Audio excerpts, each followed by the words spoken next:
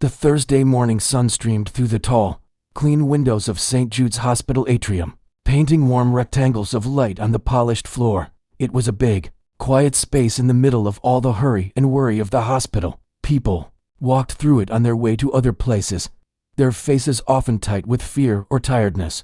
Some sat in the stiff chairs, staring at nothing, holding cups of coffee that had gone cold.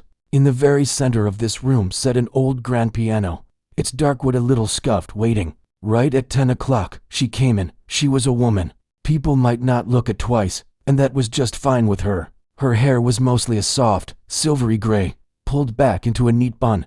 She wore simple, comfortable clothes, a pale blue cardigan over a floral dress. Her name was Alara. She moved slowly, but not because she was frail. She moved with a kind of gentle purpose, like someone who knew that rushing rarely made things better. For the past 3 years, every single Thursday, Alara had come to St. Jude's. She wasn't a doctor or a nurse. She didn't have any fancy medical skills. Her job was simpler, and in its own way, just as important. She pushed the creaky, wheeled book cart from ward to ward. The cart was stacked with paperback novels, magazines, and puzzle books.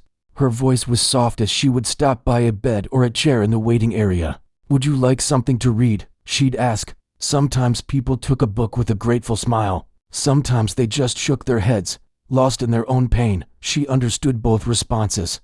But her real reason for coming, the secret heartbeat of her Thursdays, was the piano. After her 2 hours with the book cart, she would make her way back to the atrium. She'd sit on the piano bench, which gave a familiar little sigh under her weight. She'd smooth her dress over her knees, take a deep, quiet breath, and then she'd play. She never played anything loud or showy. No furious concertos, no flashy jazz. She played the kind of music that felt like a memory, soft melodies from old movies, gentle folk songs, simple classical pieces that felt like a friend's voice. She played for exactly 15 minutes. Her music wasn't meant to be a performance. It was meant to be a blanket, a soft, sound blanket to drape over the sharp edges of the hospital. For those 15 minutes, the beeping of machines from the hallways seemed to fade. The tense conversations hushed. The atrium became a different place. People would pause. A man waiting for news about his wife would stop tapping his foot and just listen, his shoulders dropping a little. A young nurse on a break would close her eyes for just a second while she ate her yogurt. Children in the play area would sometimes stop their running and look over, soothed by the steady, kind sound. Alara saw all this from the corner of her eye. She never looked directly at her audience. She didn't want them to feel watched. She wanted them to feel the music, not see the musician. This particular Thursday started like any other. The book cart wheels squeaked in their usual rhythm. She handed a mystery novel to a woman with a broken arm and a crossword book to an older gentleman who was always happy to see her. By the time she returned to the atrium, the morning light had grown stronger. She sat at the piano, her hands resting lightly on the cool keys. She began with a quiet, flowing piece by Bach, something mathematical and peaceful. She was halfway through a familiar Irish lullaby when she noticed a woman standing a few feet away. It was one of the nurses from the 4th floor. Alara recognized her face, kind eyes, but always with a shadow of exhaustion underneath them. The nurse's name was Anya. She was waiting patiently, not wanting to interrupt. Alara finished the lullaby, letting the last note hang softly in the air, and then turned her head with a small, questioning smile. "I'm so sorry to bother you," Anya said, her voice low. She twisted her hands together, a habit she had when she was worried. "It's just I have a patient up on 4, room for B. He's having a really hard day, a tough procedure this morning, and well, some difficult news came with it." Alara's smile faded into a look of deep understanding. She didn't say anything, just nodded, encouraging the nurse to go on. "He was looking out the door earlier," Anya continued, glancing toward the windows on the upper floor that overlooked the atrium. "He heard you start to play. He asked me if it wasn't too much trouble, if the piano person might play something simple, something he might know. He said it might help." "Of course," Alara said immediately, her voice warm. "Anything." "Did he have a song in mind?" Anya looked relieved, but also a little unsure. "He said, maybe Claire de Lune, if you know it. I think it's by that French composer. He said it was his wife's favorite, a long time ago." The moment the words left the nurse's mouth, Alara felt it. It was a physical feeling, a sudden hollow ache that started deep in her chest and rushed out to her fingertips, making them feel cold against the keys. Claire de Lune Moonlight. The name itself was like a key turning in a lock she had kept closed for decades. Her breath caught for a second, so small that Anya didn't even notice. The nurse saw only a gentle, older woman at a piano. She didn't see the young girl Alara had once been, with dark, flowing hair and hands that could play for hours without tiring. She didn't see the small, sun-drenched practice room at the conservatory, the sheets of music scattered on the floor. She didn't see his face, smiling at her from behind his cello. To Anya, and to everyone else in the atrium, it was just a beautiful, somewhat sad piece of music, a simple piano tune. For Alara, it was a ghost. It was the sound of her first and greatest love. It was the soundtrack to a future that was promised, planned for, and then brutally taken away by a war on the other side of the world. Yes, Alara said, and her voice sounded far away, even to herself. She cleared her throat softly. Yes, I know it, thank you. Oh, thank you so much, Anya said, her tired face lighting up with genuine gratitude. It will mean the world to him, just to hear it. She gave a little wave and hurried off, her soft-soled shoes making no sound on the floor. Alara was alone again with the piano and the ghost. Her heart was beating a strange, heavy rhythm against her ribs. She hadn't played this piece in public, had barely played it at all in her own empty house for over 40 years. It was too full of him. To play it was to open a box she kept tightly shut. She looked down at her hands, now lined with age, resting on the keys. These were not the smooth, eager hands of the young woman who had played it for him. These were the hands of a survivor, a teacher, a widow to a loss no one could see. Could they even find the right feeling anymore? Could they navigate the delicate, shimmering waterfalls of notes without falling into the deep pool of memory underneath? She looked around the atrium. A few people were there, a father trying to distract his little girl, a couple sitting in silence, holding hands, a janitor slowly mopping a far corner. They were all wrapped up in their own stories, their own private battles. They needed the blanket of music, not the storm of her past. She took a deep, slow breath, filling her lungs. She let it out, imagining she was blowing dust off the old, locked box inside her. For the man in Furby, she thought, for his difficult day, for his memory of his wife. This wasn't about her. It was a gift, a simple, kind thing one person could do for another in a place where kindness was the best medicine. Her fingers found their starting position. They remembered, even if her mind wanted to forget.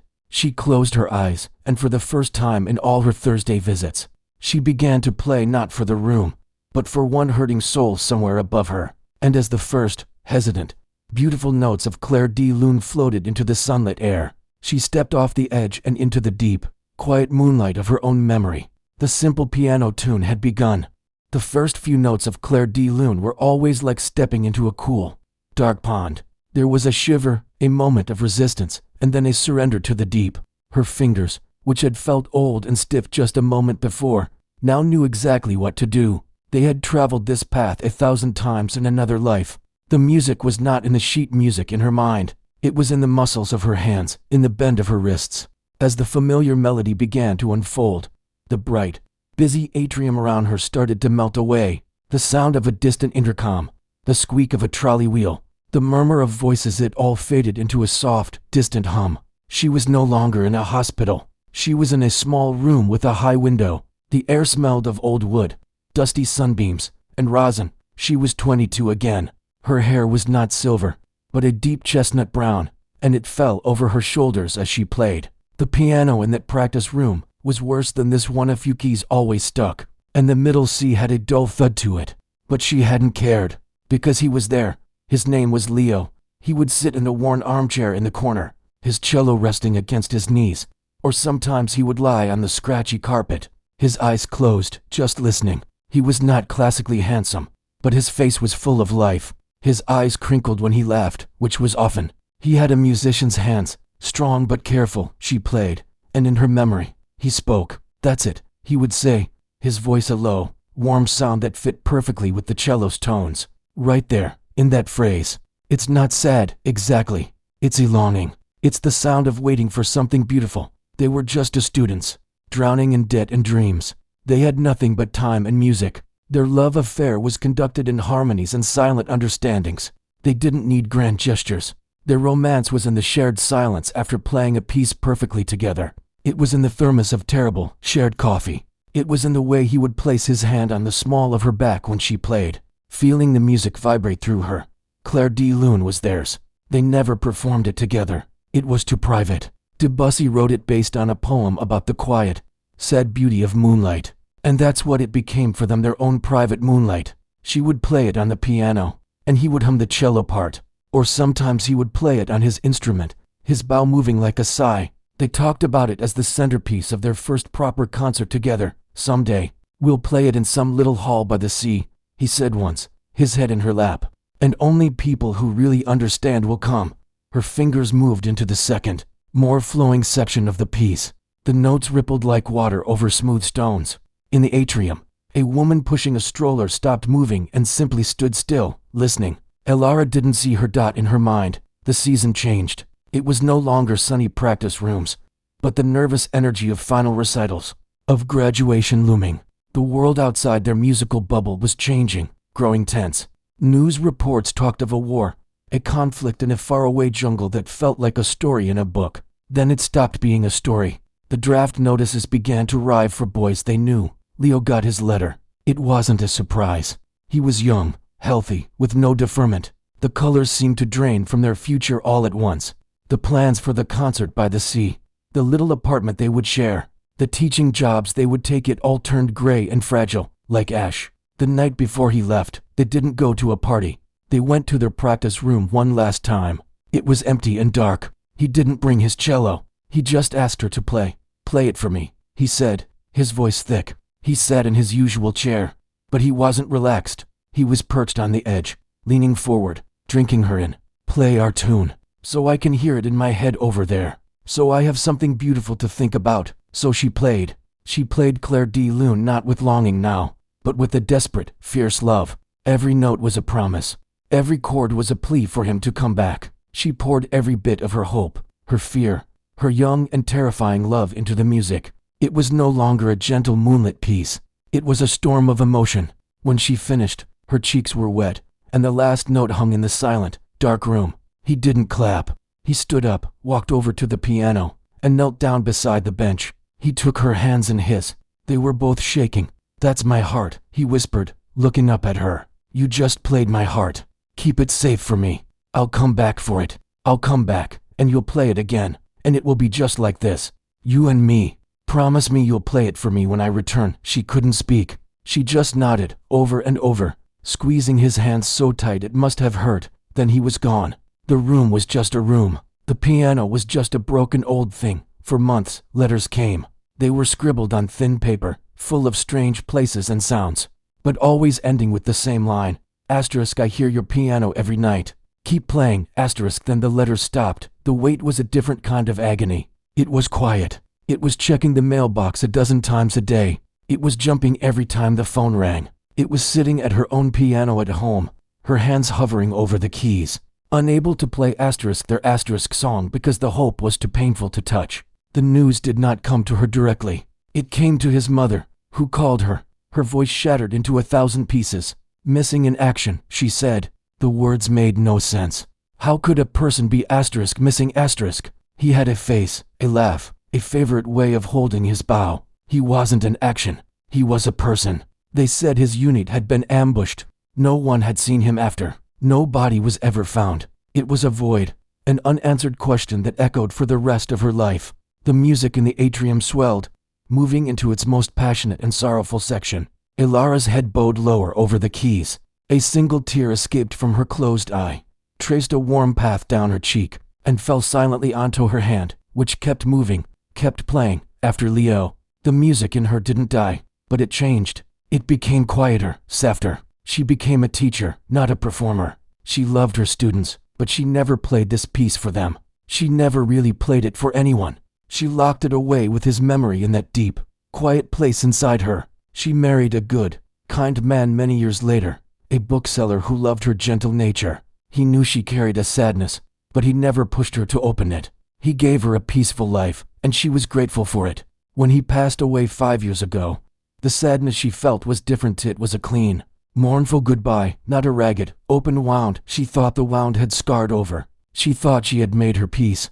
But now, under the fluorescent lights of a hospital, playing for a stranger in room for B, She realized the scar was only paper thin. The music was peeling it back. She wasn't just playing notes. She was playing the ghost of his touch. She was playing the sound of a promise broken by distance and violence. She was playing the decades of quiet mornings, where she wondered what his voice would have sounded like as an old man. She was playing the life they didn't get to live, the concerts, the fights, the children, the growing old together by the sea. The final, quiet section of the piece began. The storm of memory passed, leaving a vast, calm sadness. The notes were like single drops of water falling into a still pond. Each one was a year without him. Each one was a birthday he never had, a Christmas morning he never saw. It was the simple, profound grief for a story that ended on page 10. In the atrium, not a single person moved. The father held his little girl closer. The janitor had stopped mopping, leaning on his handle. The couple's heads were bowed. Tears were not streaming down faces, but eyes were bright and wet. No one knew the story. They didn't need to. They were not hearing a song. They were feeling a human heart, wide open and beating right there in the room with them. They were hearing a lifetime of love and loss, translated into a language deeper than words. And high above, unseen by her, the door to room for B on the 4th floor was open. A man stood in the doorway, leaning heavily on a metal pole with bags of fluid hanging from it. He had heard his requested song begin, but now, he was not just listening. He was frozen, his own eyes filling with tears for a reason she could never have imagined.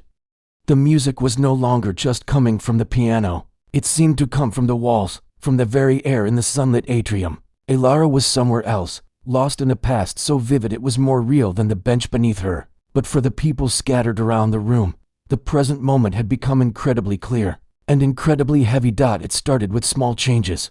The young father, who had been trying to distract his little girl with a picture book, slowly closed the cover. He wasn't looking at the pages anymore. He was looking at his daughter's sleepy face as she rested against his chest, her thumb in her mouth. The simple, haunting melody wrapped around a thought he'd been pushing away all morning, the fear of the test. Results: his own wife was getting upstairs. The music didn't make him more scared. Instead, it made the love he felt for his family swell up so big it hurt. And the tears that welled in his eyes were for them, for the fragile beauty of the moment he was holding right now. The janitor, a man with a tired face and rough hands, had been moving his mop in slow, lazy circles. He stopped. He leaned on the handle, his shoulders slumping. He was thinking of his own father, who had passed in a place like this years ago. He remembered sitting by the bed, holding a hand that was no longer strong, playing old folk songs on a cassette player because it was all he knew to do. The piano tune was different, but it pulled on the same string inside him, the deep, quiet ache of missing someone. He stared at the wet floor, seeing not his reflection, but a memory, and he blinked hard. Over by the large windows, the couple holding hands had not moved a muscle. The woman's grip on her husband's hand had tightened. She was not thinking of one specific memory. She was feeling the sum of their 40 years together, the early struggles, the joy of their children being born, the silly arguments, the quiet companionship of growing old. The music felt like the sound of time itself, precious and slipping away. A single tear rolled down her cheek, and she didn't bother to wipe it away. Her husband, seeing it, used his thumb to gently stroke her hand, his own throat too tight to speak. A nurse on a quick break, standing near the coffee cart with an untouched sandwich, felt her professional shell crack. The constant pressure of the job, the need to be strong for everyone else, melted for just these few minutes.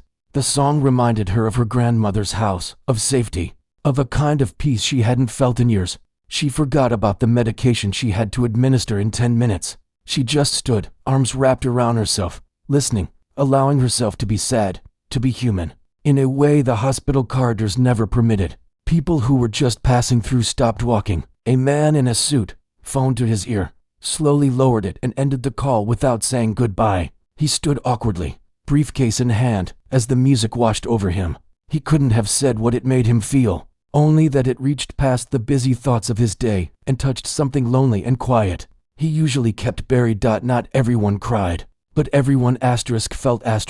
A teenager with headphones dangling around his neck stopped texting and just listened, a confused, unfamiliar emotion on his face. An older woman in a wheelchair nodded slowly, as if the piano was confirming something she had always known about life. They didn't know Elara's story. They didn't know about Leo, or the war, or the promise made in a dark practice room. But that was the power of what was happening. She was not telling her story anymore. She had tapped into a well of pure, shared feeling, the universal language of love lost, of memory, of quiet, dignified sorrow. Each person heard their own story in the notes. They filled the spaces between the chords with their own private joys and regrets. The music was a mirror, and everyone who heard it saw the most tender parts of their own heart reflected back at them.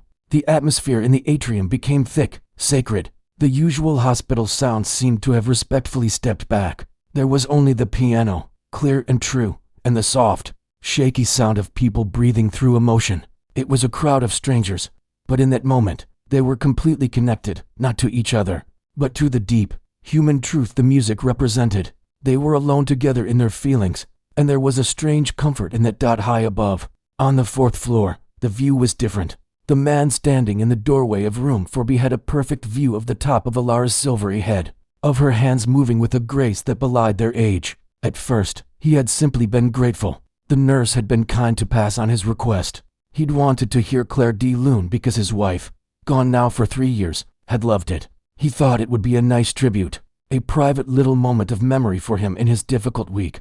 But as the piece went on, a strange feeling began to creep over him. It wasn't just the beauty of it, though it was profoundly beautiful. It was the way she played it. There was a specificity to it, the slight hesitation before the cascade of notes in the middle section, the way she made the bass line murmur like a distant thunder, the particular warmth she gave to the melody. It wasn't just a performance. It was a voice. It was a musical fingerprint. He knew that fingerprint. He had heard it before, a lifetime ago. Not from a recording, not from a concert hall. Through a wall. His name was Thomas. 45 years ago. He had been a student, too, though he studied history, not music. His best friend in the world, his roommate in a cramped, noisy dormitory near the conservatory, was a brilliant, laughing cellist named Leo. Leo was always talking about a girl, a pianist. Her name was Alara. Thomas had heard all about her talent, her smile, the way she understood music like it was breathing. Leo was crazy about her. Their dorm room shared a thin wall with a small practice room. Often, Thomas would be trying to read, and he would hear Leo and Alara in there. He'd hear the cello and the piano weaving together, talking to each other, and sometimes he'd hear her alone. Leo would be sitting on the floor of their dorm, back against that very wall, eyes closed, just listening to her play through the plaster. "That's her," he'd whisper, a smile in his voice. "Listen to that. No one plays it like she does. It's like she's painting with sound." The piece she played most often alone was Claire de Lune. Thomas heard it so many times, in that particular, personal way she played it, that it became the soundtrack to that year of his life. He'd recognize it anywhere. Then Leo was gone, sent overseas, and then the terrible news came that he was missing. Thomas had tried to find Alara afterward, to offer some small comfort, to share the loss of this amazing person they had both loved, but she had vanished from the conservatory. Grief had swallowed her whole. It was as if she had ceased to exist. In time, Thomas had moved on with his own life, carrying the memory of his friend like a old, treasured photograph tucked away in a drawer. Now, decades later, sick and weak in a hospital gown, looking down at an old woman at a piano, he was certain. The hair was gray, the posture was different, but the music was exactly the same. That wasn't just a pianist. That was Leo's Lara. The realization hit him like a physical wave. It wasn't just shock. It was a tidal wave of memory, of loss for his friend, of the sheer, impossible passage of time. This woman downstairs had lived a whole life. Leo had not. And she was here, playing their song, unknowingly playing it for him, Leo's old roommate. The coincidence was so vast, so profound, it felt like a trick of the heart. Tears, which had already been close to the surface from his own illness and memory of his wife, now spilled over for a completely different reason. They streamed down his stubbled cheeks, hot and fast. He wasn't crying for the music now. He was crying for the ghost in the music, for the young man full of life who used to sit against a wall and listen to this same melody, played by these same hands when they were young and smooth. He was crying for all the years in between, for the friendship cut short, for the mystery of her survival and his disappearance. He gripped the cold metal of the 4-pole until his knuckles turned white, holding himself upright. He didn't make a sound. He just watched her, listened, and let the past and the present collide silently inside him. shaking him to his core. The crowd below was moved by the feeling. He was shattered by the story, and he was the only one in the entire, silent atrium who knew it. The final notes of Claire de Lune did not so much end as they dissolved. They shimmered in the air of the atrium like mist, growing fainter and fainter until they became part of the silence. That silence was not empty. It was full. It was heavy with the shared breath of 50 people, with the weight of all the private memories and feelings that had been stirred up. For a long moment, nobody moved. Nobody clapped. Clapping would have felt wrong, like shouting in a church. The air itself seemed to be holding its breath. Elara slowly lifted her hands from the keys. They felt light and strange, as if they didn't quite belong to her. She had been on a long, difficult journey, and she had just returned, tired to her very bones. She opened her eyes. The bright sunlight of the atrium made her blink. It was a shock, like waking from a deep, vivid dream. For a second, she couldn't remember where she was. Then she saw them. She saw the father, slowly kissing the top of his little girl's head, his eyes red. She saw the janitor, quickly wiping his face with the sleeve of his shirt, turning back to his mop. She saw the elderly couple still holding hands, the woman offering her a small, watery smile. All around the room, people were coming back to themselves, touching their cheeks, sniffling, looking at one another with a kind of shy recognition. They had all been somewhere private and deep, together. A flush of heat crept up Elara's neck. She felt exposed, almost panicked. This was not what was supposed to happen. She was supposed to provide a gentle background, a soft blanket of sound. She was not supposed to rip the roof off the place and show everyone her soul. What had she done? She had lost control. She had played for Leo, not for the room. And the room had felt every second of it. A wave of shyness, overwhelming and familiar from her youth, crashed over her. She needed to get away. She needed the quiet of the book cart corridor, the anonymity. With a stiff, self-conscious movement, she gave the smallest possible nod to no one in particular and began to stand up from the piano bench. Her knees felt wobbly. That was when she heard the voice. It came from above. It was a man's voice, thin and strained, but clear. It cut through the respectful quiet. Elara, the sound of her own name, her real name, in this place where she was just the piano volunteer, stopped her cold. It was a voice she did not recognize, but the way it said her name, it wasn't a question. It was a statement, filled with a kind of stunned certainty. Slowly, as if moving through deep water, she turned her head and looked up. Her eyes scanned the railings of the upper floors. On the 4th floor, she saw him, a man, pale and gaunt in a hospital robe, leaning heavily on a metal pole. He looked fragile, but his gaze was locked on her, intense and unwavering. She didn't know him. She was sure of it. His face, worn by illness and time, meant nothing to her. Confusion wore upon her brows together. How did he know her name? Had a nurse told him? Was he a relative of someone she'd visited with the book cart? The man, Thomas, saw the blank look on her face. Of course she didn't recognize him. They had never properly met. He had only ever seen her from a distance, a young woman with dark hair, laughing with Leo. He was just the roommate, a face in the background. He had to make her understand. The words felt clumsy and huge in his dry throat.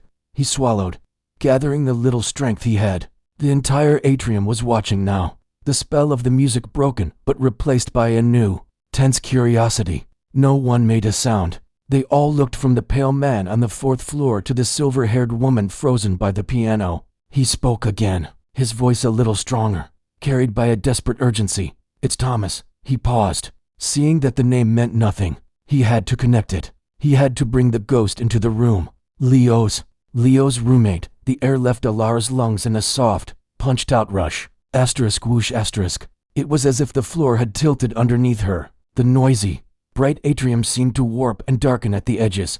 The only thing in focus was that man, leaning on his pole, saying that impossible name, asterisk Leo. Asterisk it wasn't a name she heard anymore. It was a name she asterisk thought asterisk. It was a name written on old letters stored in a cedar box.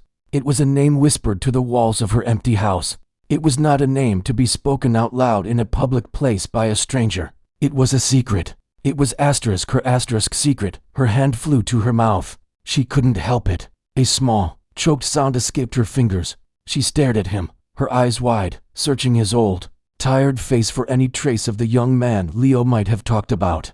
She remembered now, hazily. Leo had talked about his roommate. A history student, quiet, a good friend. What was his name? It was so long ago. Thomas was that it? A torrent of questions, wild and chaotic, flooded her mind. How? Why was here? What cruel trick of the universe was this? She had played for a stranger in Forby, a man having a hard day. That man was connected to Leo*.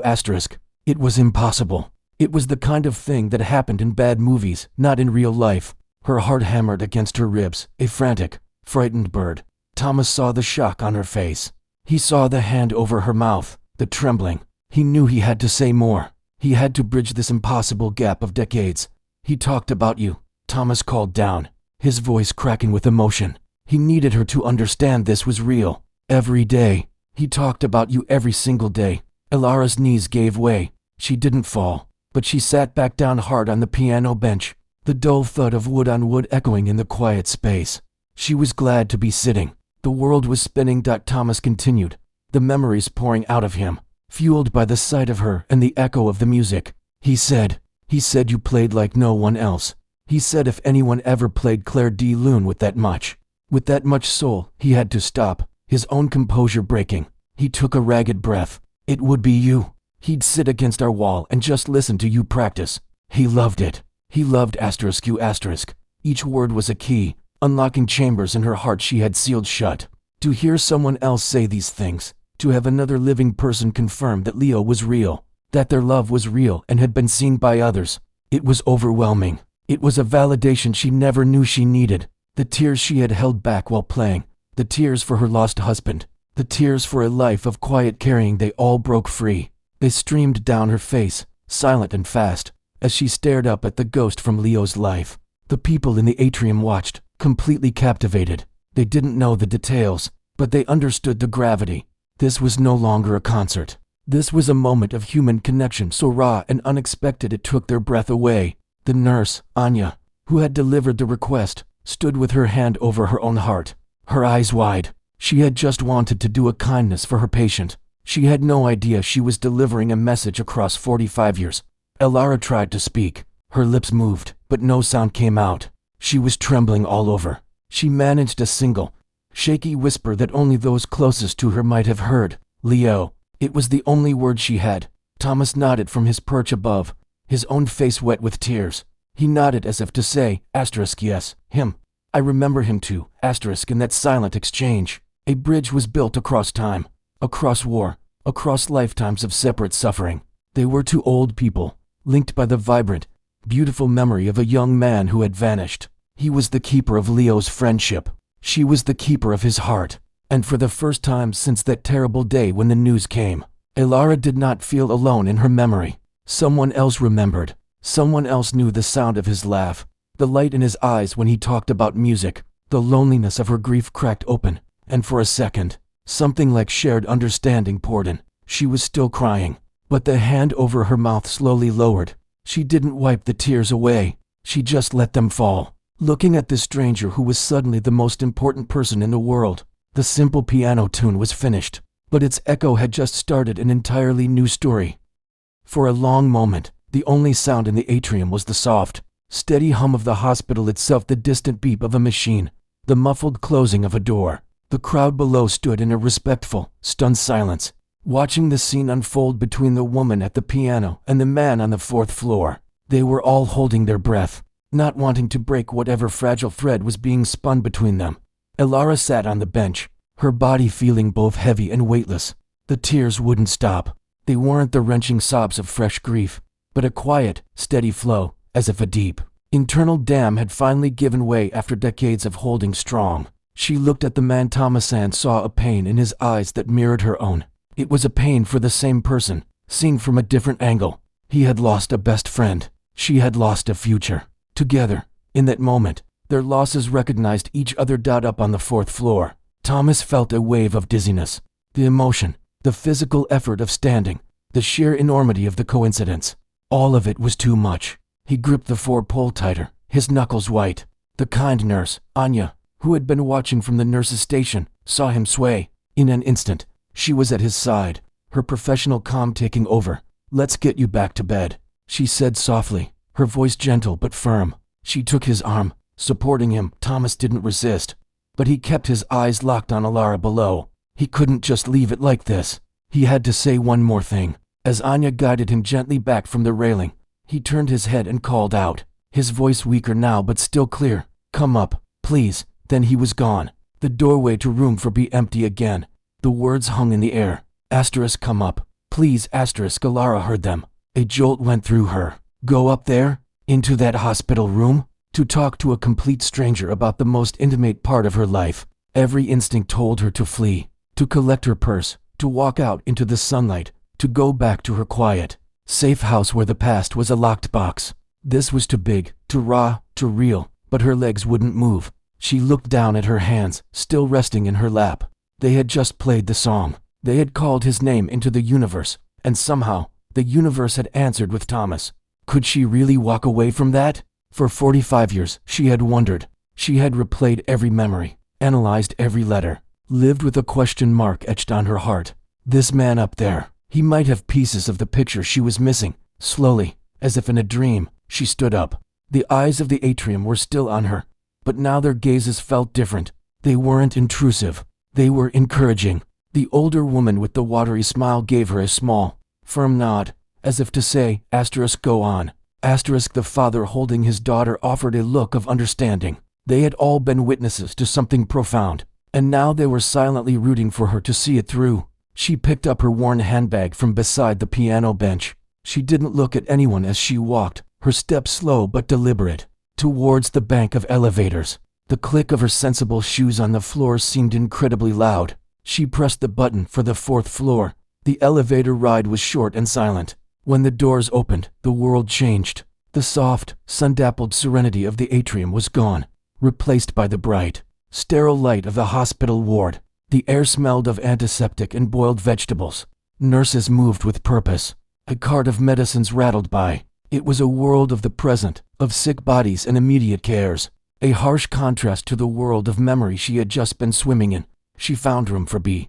The door was slightly ajar. She paused, her heart hammering again. She could just turn around. She could leave. This was the last chance to keep her past a private, precious, painful thing. She raised a hand and knocked softly. "Come in." It was the nurse's voice. Alara pushed the door open.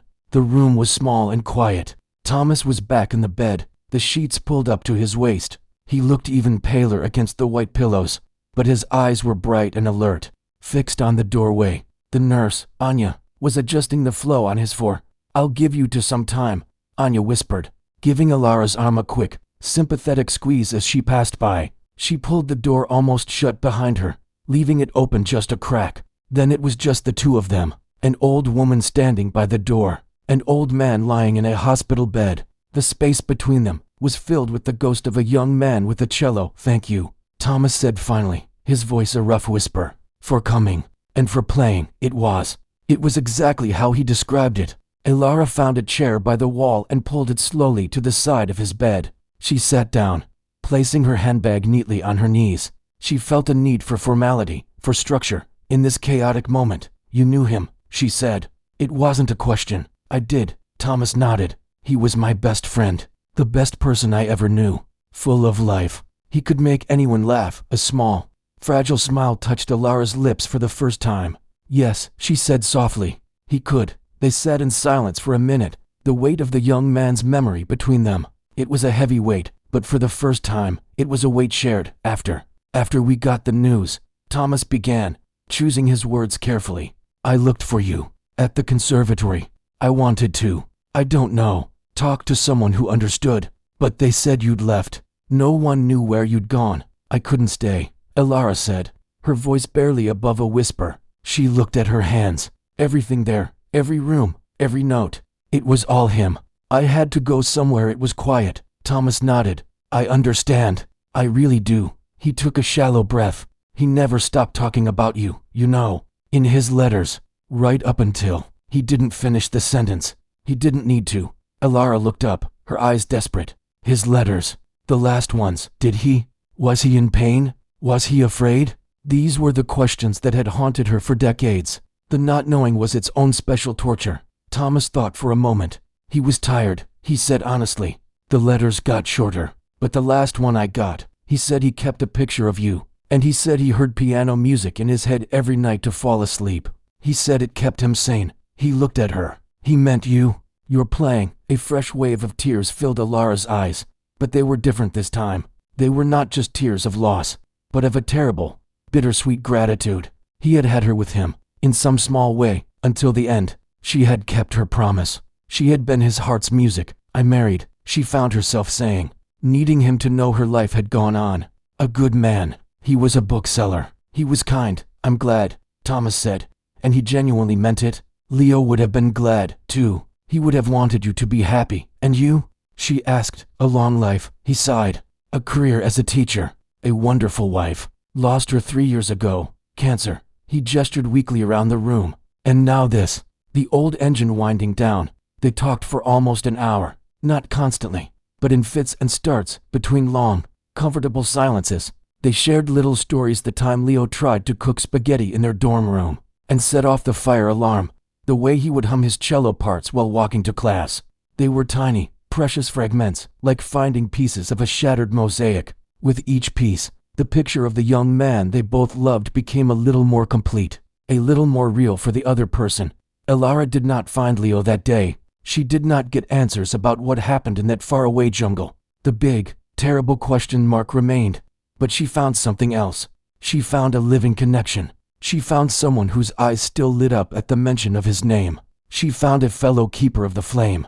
The loneliness around her grief, a loneliness so deep she had stopped even noticing it, began to thin, like a fog burning away in the morning sun. When the nurse came back in to check Thomas's vitals, Alara knew it was time to go. She stood up. May I come back? She asked, suddenly shy again. Thomas reached out a thin, veined hand. After a second's hesitation, Alara took it.